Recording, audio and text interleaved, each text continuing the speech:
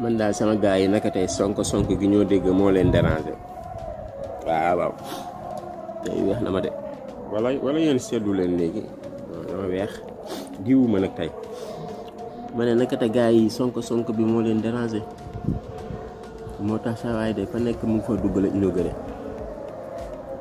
fa nekk mu ngi faa dem de fa nekk mu ngi fa dugg la inauguré ay pont ay kenn xamul lan la infrastructure baax na nag sim réew baax na de waaye baa toogee premier mandat si laa war a rek loolu lépp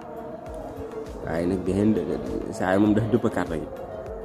moom fu mu waroon a tàmbalee foofu la bëgg a jeexale te loolu amul sens moo tax mu sell mi ne looloo gën a yomb si ab président ala rawatina nga def fi 10 ans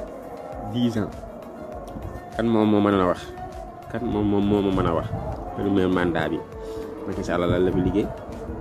lu dul tabax jëm ñaaju 2012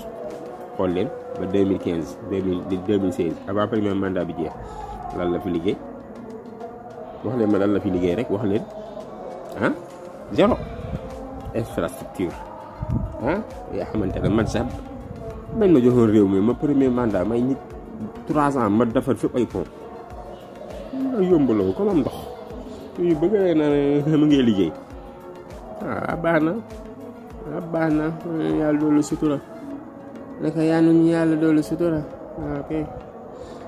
waaw ñu yàlla doolu sutura